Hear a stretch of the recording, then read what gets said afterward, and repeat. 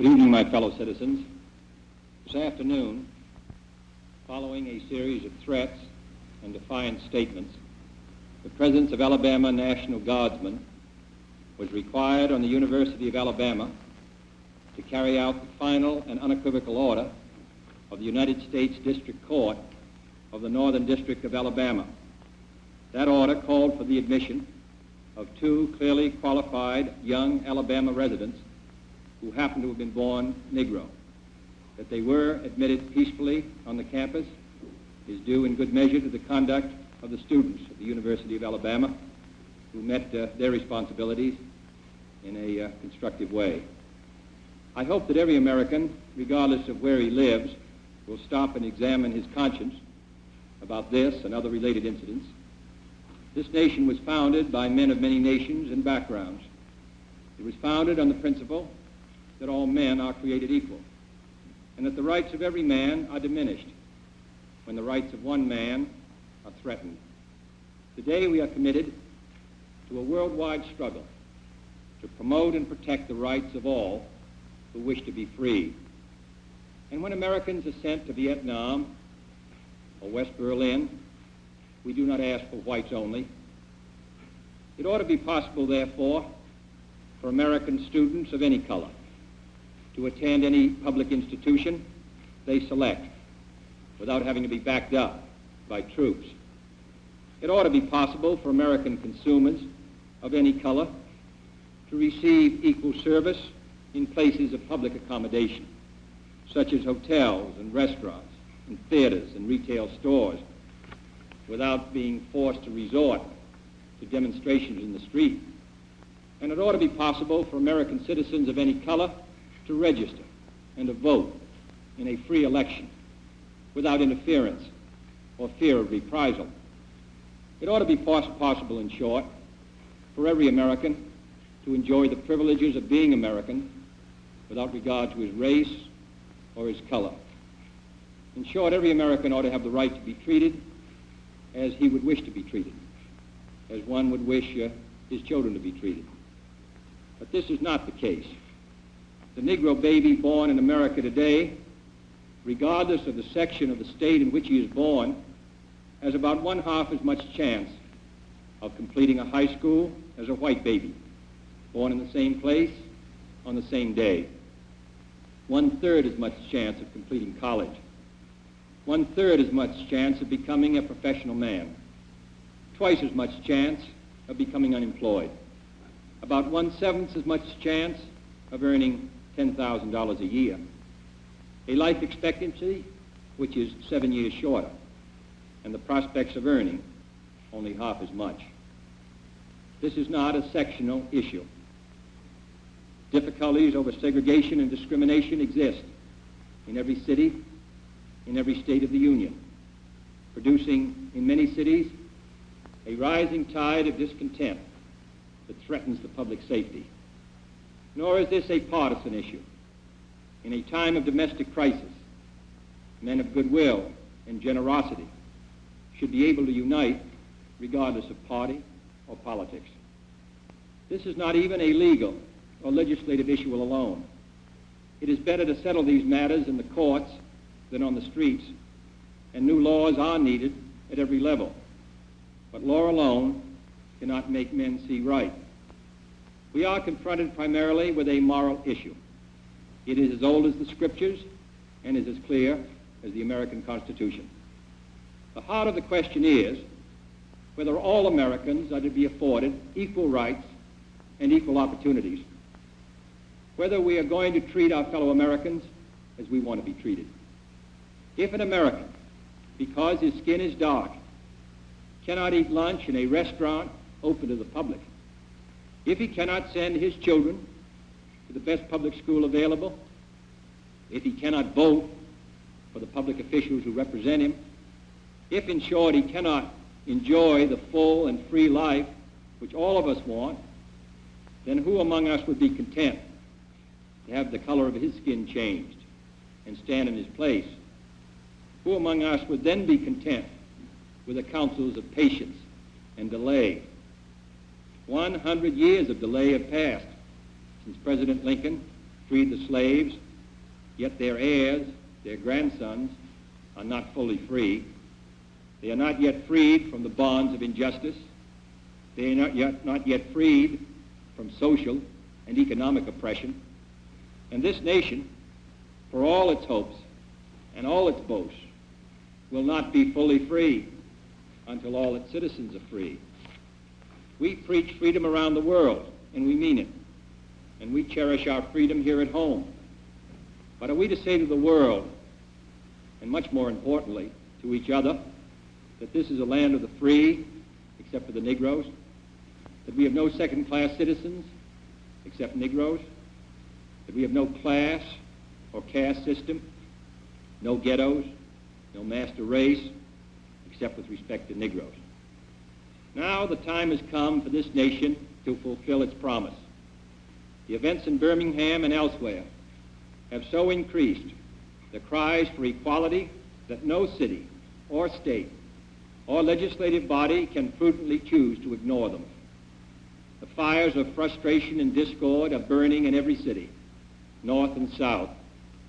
Where legal remedies are not at hand, redress is sought in the streets, in demonstrations, parades, and protests, which create tensions and threaten violence and threaten lives.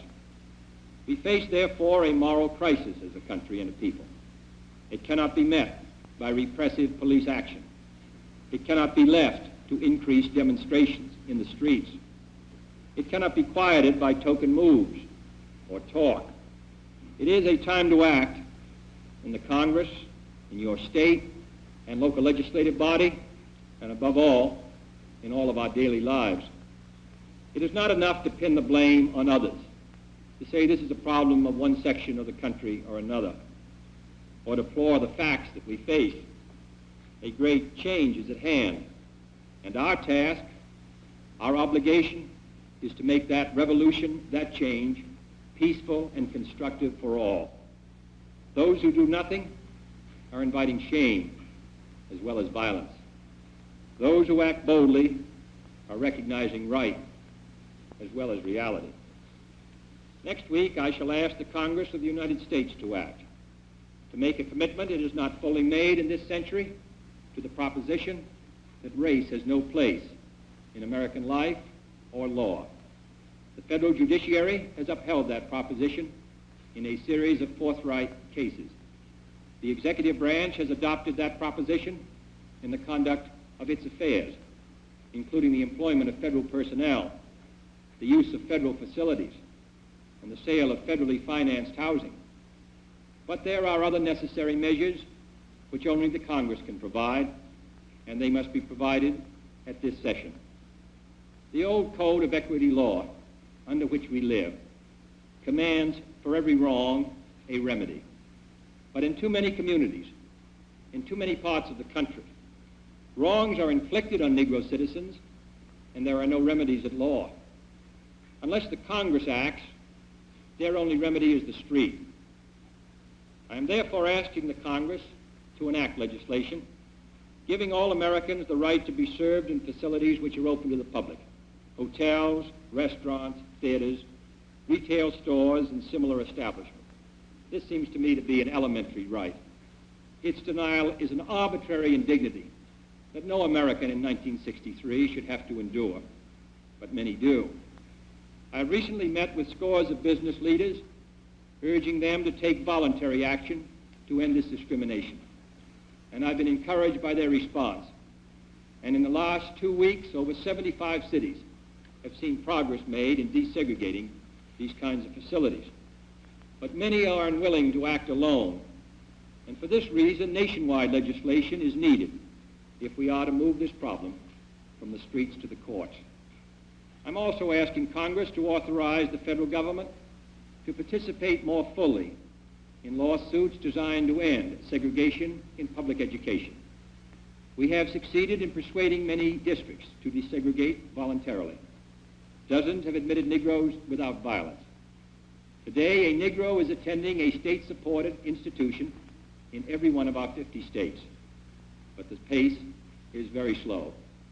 Too many Negro children entering segregated grade schools at the time of the Supreme Court's decision 9 years ago will enter segregated high schools this fall, having suffered a loss which can never be restored. The lack of an adequate education denies the Negro a chance to get a decent job. The orderly implementation of the Supreme Court decision, therefore, cannot be left solely to those who may not have the economic resources to carry the legal action or who may be subject to harassment. Other features will be also requested, including greater protection for the right to vote. But legislation, I repeat, cannot solve this problem alone. It must be solved in the homes of every American, in every community across our country. In this respect, I want to pay tribute to those citizens north and south who've been working in their communities to make life better for all.